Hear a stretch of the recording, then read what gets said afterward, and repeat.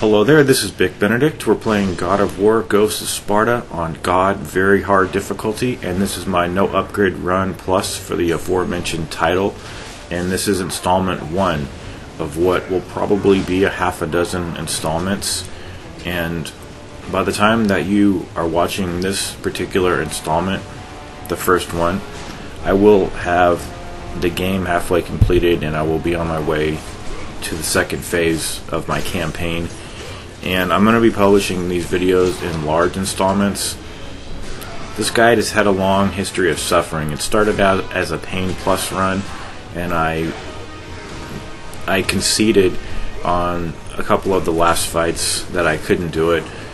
But this is still a very challenging endeavor, and I'm going to force it, and I'm going to be as obstinate about my victory as I possibly can, because this game is one of the finest God of Wars that I've ever played, and it hails as one of the best games I've ever played in addition to that. So you do not have to worry about this being deleted the way that the other two projects were, for the simple reason that by the time you watch this, I will have a lot of videos produced, and I might even have completed the guide, I'm not sure. So, no upgrade run. What does that mean? It means you cannot upgrade your health, magic, or fire meters. And you cannot upgrade any of your inventory, any of your items. So I wanted to defeat God mode and then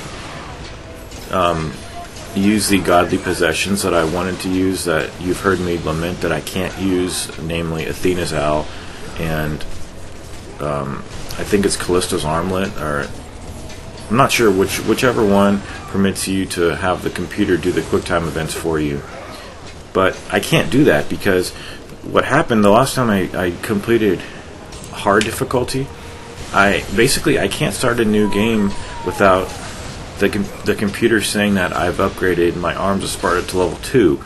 So I have to start on a fresh game without a new game plus, which means that I can't use any of the relics. So I'm not going to be bitter about the fact that I can't use those relics. I'll just have to realize that if I did try to use them, I couldn't feasibly call this a no upgrade run, because the Arms of Sparta, for whatever reason, in my profile data have saved the fact that I've upgraded, and everything else is at level 1. I do remember upgrading the Arms of Sparta, but I did not save my data. I don't know what's wrong. There's so many issues with the saving of profile data. But I was playing The Evil Within earlier tonight, and it was boring me, and I could not get into it, and it may be just a case of I'm sick of video games, but the thing is, I'm not sick of this. Like, this experience here, I love this experience. It's fulfilling, and I got really depressed because I was thinking to myself, what do I have besides video games in my life? They're a huge part of my life. And when I was playing The Evil Within, it just felt like that game, it was heralding the death of my interest in video games.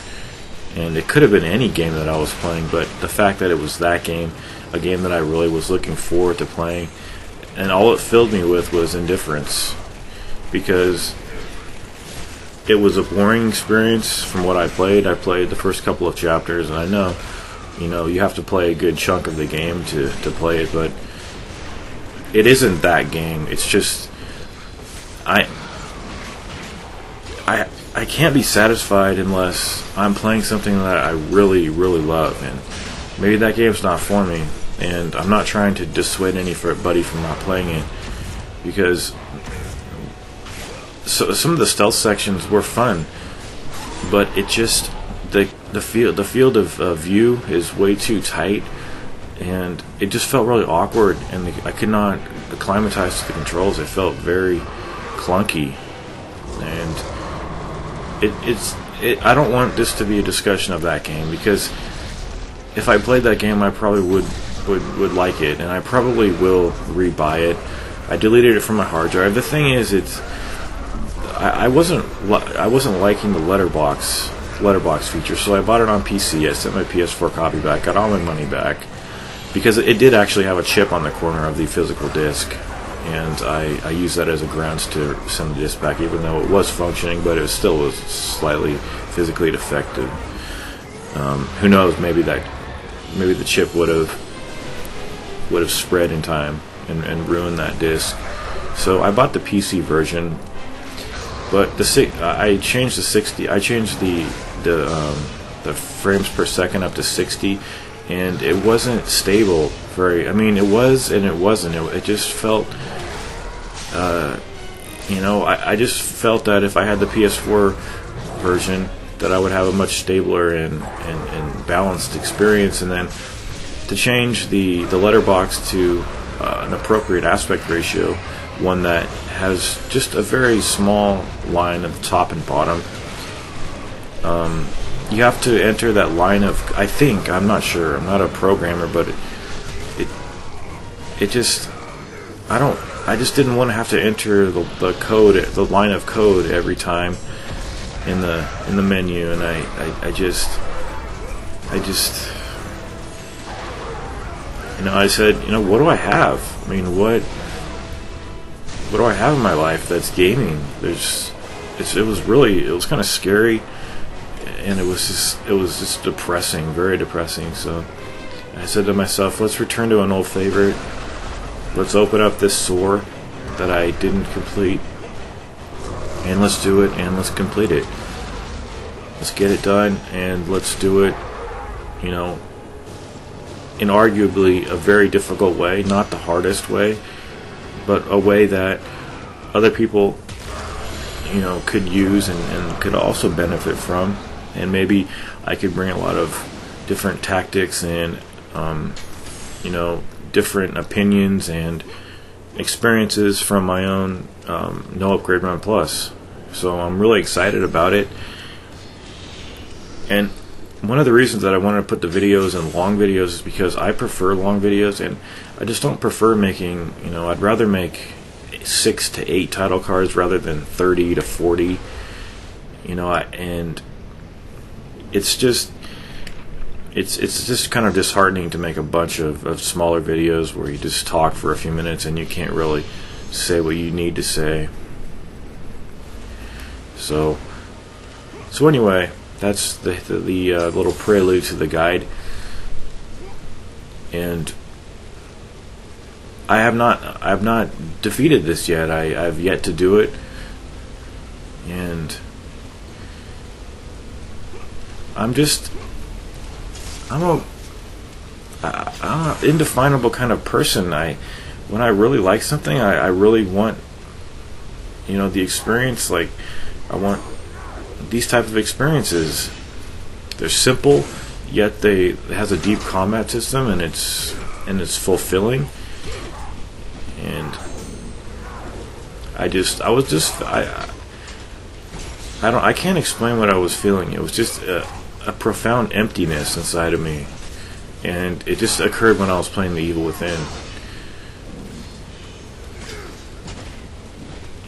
I wanted the void that was within me to be filled, and it wasn't, and it's only filled in games like these.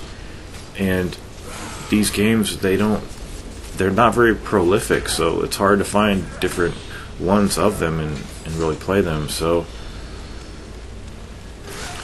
yeah, let's get back on topic here, because I like doing this interchange with an audience that will be down the line to hear it. I like it. I like winning. I like succeeding. I like trying to figure out different strategies that people might not be aware of, and in their ignorance, make them better players. So I will be getting chests in this game, That is one of the rules. So if you don't know what a no upgrade run plus is, I have done 2 previously for other God of War titles, and in the beginning of this video, you might have noticed, I mean, how could you not unless you didn't start the video from the beginning? Maybe you clicked on it at a different time in the video, but I showed you the title screen for the 2 games that are on this package, Chains of Olympus and this game, and I had the Ghost of Sparta highlighted. So what that means is I will also be covering Chains of Olympus, possibly Pain Plus, I'm not sure, but definitely no upgrade run plus or higher.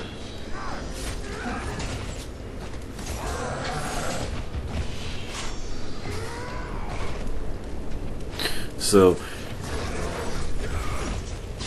it's not just art, like this game to me, it's the enjoyment on a mechanical satisfaction level, and it's also an artistry to produce the videos, to edit them, to make the user experience enjoyable and helpful.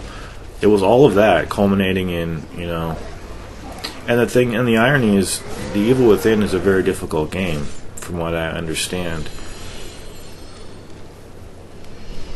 But I just felt estranged. That's not what I was feeling. I felt that this game is honestly, I'm going to speak honestly, I was thinking to myself, this game is shit. It's just a bunch of trash. And it's not. The thing is, it's not trash. It's just, I need this right now in my life. I don't need The Evil Within. Maybe in a couple of months when I'm done with these and I've sealed my victories, I'll return to The Evil Within, or maybe I won't. It doesn't much matter. It just at the culmination of what I need. Where was I even going with that? I have no idea what I was trying to say there, but we all need. We all definitely, we don't need to feel like we're like we have a hollowness inside of us. So I'm sorry about the philosophical nature of this prelude, but it kind of had to be said. Otherwise, that would just be repeating a lot of technical things that I've spoken about. But rest assured, this will be a very technical guide with deep boss analyses. I will endeavor as best as I can to render these in 60 frames a second for your ultimate enjoyment, with 1080p also as one of the video. I will render the file, and if it's a manageable size, I will bring this to you in 1080p at 60 frames a second.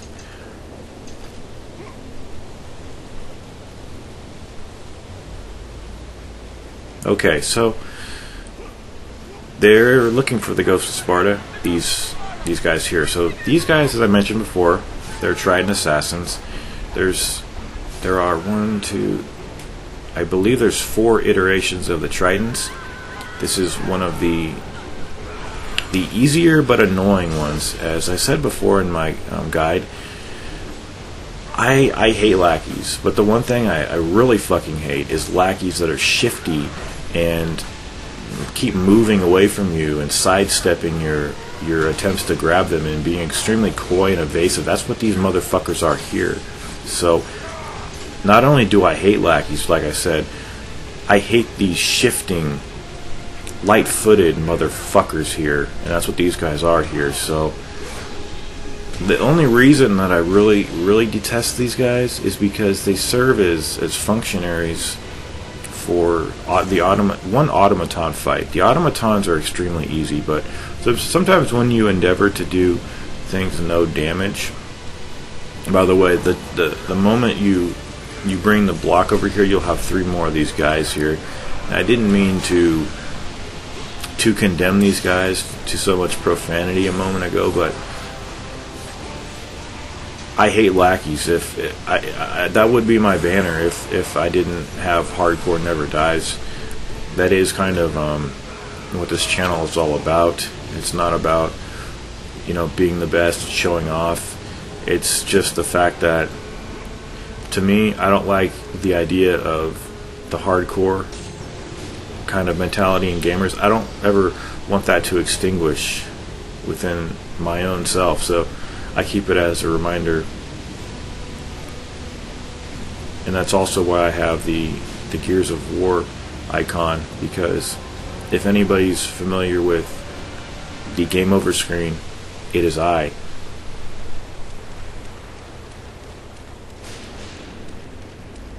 So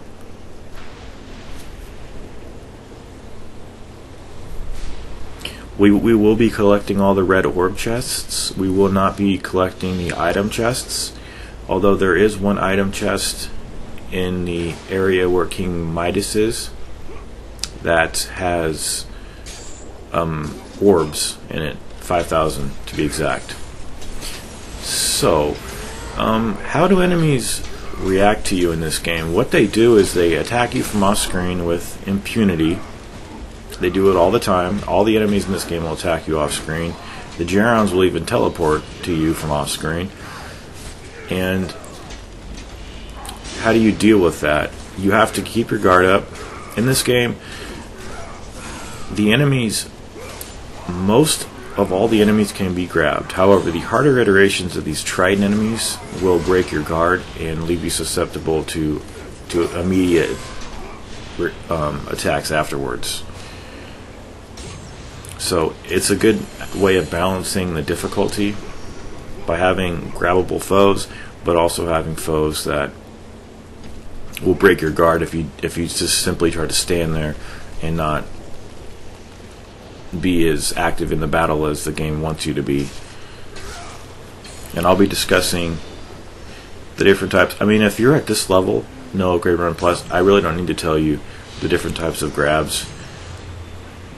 The Hyperion Charge on the ground, in the air, the different types of grabs. I have trimmed this cutscene out here, so I've done a lot of editing, and it's all for the benefit of the guide and for you guys who are watching. So now we're going to make our way over here to this save point, and we're going to save our progress. Okay, so after you hit the save point here, we're going to proceed down this hallway, and we'll be in a circular chamber where we'll be assailed upon by some more of the Triton soldiers. It's not until after we defeat Callisto that we'll face the next iteration of these guys. What the next iteration is that they will be more aggressive, but all of their attacks are completely blockable. But they're, like I said, just a little bit more aggressive. So this video is going to take us all the way to the beginning of the Methana volcano, and from there I believe video 3 will start at Athens. So we'll come down here now and take care of these assassins, and in short order we'll be defeating a Cyclops. So on these guys, I did notice that they have the same HP from hard mode, meaning that one flip and then a grab will kill them. So you see that that was 2 flips, but if you launch them and grab them, then they will be grabbable, and then you will rend them apart. He had some chip damage on him apparently. So another thing I don't want to do is waste your guys' time, so I'm not going to be getting chests when I have nearly all my life filled up anyway. But here's our first Cyclops, and the Cyclopses in this game, I distinguish them between armored and unarmored, and also if they go berserk or not. What I call going berserk is if they do their 5-hit combo, which can trap you into a wall. It's a 2-hit combo that's done twice, and kind of a charging roar attack, and then they finish it off with a final hit. This guy does not go berserk. He has a single hit, he has a grab, which you saw right there, and then he has the quick time events, which you do it 3 times, then you kill him. No button presses, but he's got another 2-hit combo, and a lumbering charge after you if you put too much distance in between yourself and him. Now, one of the hardest fights in this game, admittedly, is the fight with 4 Carries Wraiths and 2 Armored Cyclopses. But as long as you can get the Carries Wraiths out of the picture, then you'll just be dealing with 1 Armored Cyclops at a time. And the best way to deal with these guys is to ignite a charge in them with the Thera's Bane when we get it. So a run like this will permit us to use it. But what you do is you have several options. You can do the square hold, the triangle hold, but not the triangle hold to the point where it... well, I guess you could. You just don't... I wouldn't risk launching myself up into the air. But any combo that you do, the Thera's Bane will ignite a charge in the enemy. And on some of the less fair enemies like the Giron in this game, and I say less fair because the roll in this game, I hesitate to say that it's defective, but I unhesitatingly say that it is far less serviceable than the roll in the other games. And the reason I even mention it is because there is a demonstrable difference between the roll in this game and the roll in the other games, with the exception of Chains of Olympus, because it's the same roll. So it's being carried over from the PSP titles, which I've never played. I never played this on the PSP. I don't own one, but it is a slow kind of lumbering roll. And when you're facing the Girons, sometimes you do the same evade that you always do, but you still get hit, and it just feels like Kratos' body isn't all the way, in like the one side of him that's the vulnerable side, like is the legs part of him, and it just doesn't feel like it catches up in time with the rest of his body, and you take damage. And when you're facing the Girons, you have to be 95 to 100% accurate with your evades, or you're just going to get killed.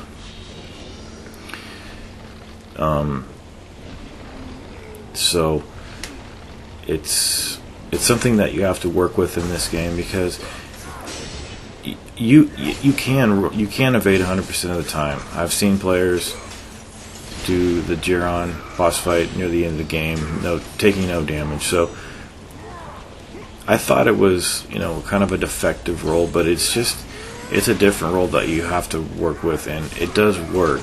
It's just that the level of precision that you have to use with your evades on the Giron, it's extremely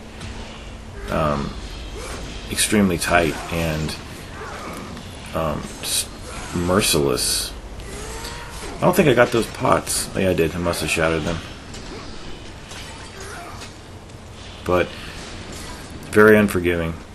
And another thing that this game does to the disservice of the player is that it wants you to engage in quick time events when you get grabbed. When you get grabbed by Callisto, it'll take off, I think it's 3/4 of your health, or maybe 2/3. And it's one of those ironies where you deal massive damage once you win the quick time event, but in turn you've been massively damaged. And the thing that I don't agree with is that a quick time event is an event that, it happens quickly, and it's a little game, and you either win or lose. And when you deal the massive damage that I spoke about to these bosses and to enemies, you've won the quick time event because you haven't died, or you haven't, come out of it with most of your life gone. But you've won it, but you've been penalized heavily. And one might say, that's the penalization, being penalized for being grabbed in the first place. But the irony here, and on several other encounters with enemies and with bosses, is that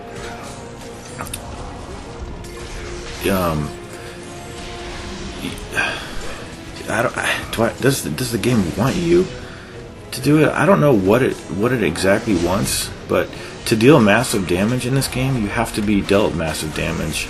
So I wouldn't get caught in the grab if I were you, unless it's at the very end and you get grabbed. I think it's scripted to, if you've dealt him 99% of his life, he will just grab you. And but anyway, his attacks, he's got 2 main attacks. He's got that one. He's got a backhand attack, and he's got his charge, which you cannot guard against. If he grabs you and throws you against the wall, it takes no damage off you. But if he grabs you and tries to attack you, and you're tapping the shoulder buttons, this right here. So at this point, it grabbed me because the fight was over, and I'm going to deal a massive damage. I'm pressing the triangle button, but let me see my health. Yeah, see all the damage right there? If you pause it and less the damage that less the HP that I received back, that's how much you're penalized for doing that. And that fight could go on for a long time if you don't ever get grabbed. So I think that's not the worst example. The worst example is the Demos boss fight. Sorry about the cutscene. The Demos boss fight, where the guy grabs you constantly, and on God mode, and even on hard mode, you cannot survive more than one of those, and he constantly does it.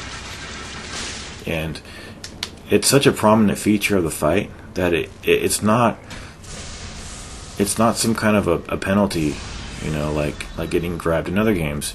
It feels like a natural part of the game, like when he's grabbing you and you're doing the quick time events, and you're going on top of him, you're doing punches, because he's also got the Hyperion charge. So it's that kind of ambivalence in this game, and part of me it just suspects that it wasn't handled properly with the damage disbursement. I've said in the past that, say for instance, like if the Carries Wraiths grab you, it deals tremendous amount of damage from you. Even though you tap the shoulder buttons and you win the quick time event, but you come out and you're half of your life is gone, and you're thinking, why is half my life gone when I've just completed what the game wants me to, and I've done the quick time event. The thing is, I would avoid that. You can perfect guard against their charge, and if you know how to deal with the Carries Wraith properly, you will not ever get them to go underground. And I was reading a lot of comments in other videos, and people saying, well, how did you not get this guy? How come the Wraith is not going underground? And that kind of comment, it comes from someone who hasn't fought that enemy enough and studied it. I know, because I've fought it many times, and I know how it is. I will tell you how it is once we get to them, how to prevent that. But even if they do it, it's not a hard attack to parry.